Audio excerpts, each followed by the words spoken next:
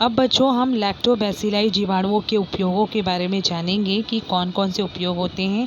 जैसे दूध का जब हम किण्वन करते हैं लैक्टोबैसिलाई के द्वारा, तो दूध से हम दही, छाछ, घी, पनीर, चीज़, श्रीखंड ये सब चीज़ें बना सकते हैं। लैक्टोबैसिलाई के द्वारा जो किण्वन होता है उसकी सहायता से हम कई सब्जियों के अचार और कोको ये सब बना सकते हैं।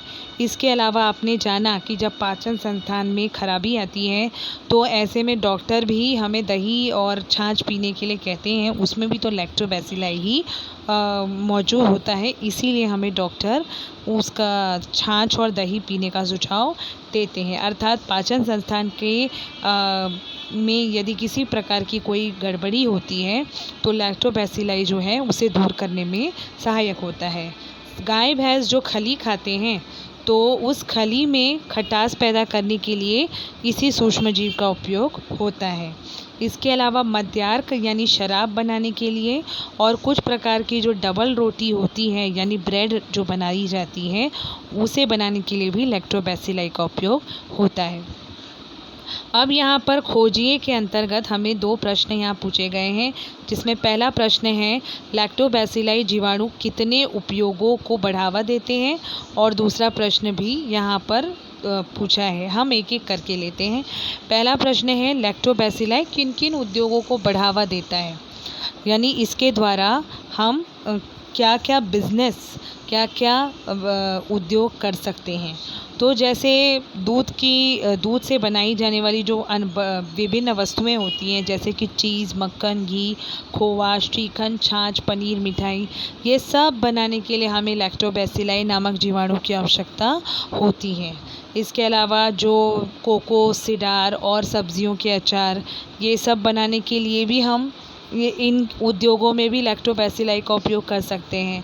फिर प्रोबायोटिक्स जो औषधियाँ तैयार होती हैं या बहुत सारे लस्सी जैसे जो ड्रिंक होते हैं, ये आपने देखे होंगे मॉल में कई प्रोबायोटिक ड्रिंक्स आजकल आने लगे हैं, वो भी इसी लैक्टोबैसिलाई के द्वारा ही बनते हैं। ठीक है।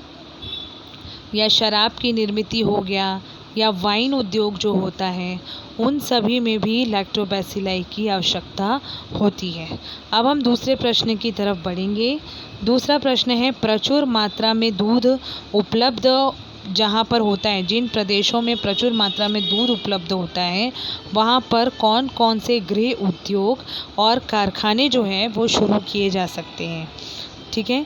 तो जहाँ पर बच्चों प्रचुर मात्रा में दूध उपलब्ध होता है, ऐसे प्रदेशों में दूध के पाउडर बनाने का जो कारखाना है या दुग्धजन्य अन्य पदार्थ जो होते हैं, दही, छाछ, लस्सी, चीज़, मक्खन, घी, खोवा, श्रीखंड, मिठाई, ये सब बनाने का कारखाना खोला जा सकता है।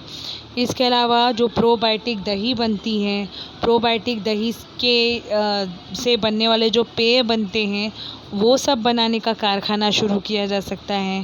फिर इसके अलावा गोबर गैस का प्रकल्प भी, क्योंकि गोबर गैस को डिग्रेड करने में यानी सड़ाने में भी इसी ये जहाँ पर प्रचुर मात्रा में दूध उपलब्ध है वहाँ पर हम गोबर गैस का प्रकल्प भी शुरू कर सकते हैं, क्योंकि आपको पता है दूध जहाँ पर उपलब्ध है इसका मतलब वहाँ पर बहुत ज़्यादा मात्रा में गोबर भी उपलब्ध होती है और जिसकी वजह से गोबर गैस बनाई जा सकती है। इसके अलावा जो गोमूत्र होता है उसे हम खाद के रूप में और मेडिसिन के रूप में उपयोग में ला सकते हैं और उसका भी उद्योग किया जा सकता है। इस तरह से ये काफ़ी फ़ायदेमंद है उन प्रदेशों के लिए जहाँ पर दूध प्रचुर मात्रा में उपलब्ध होता है।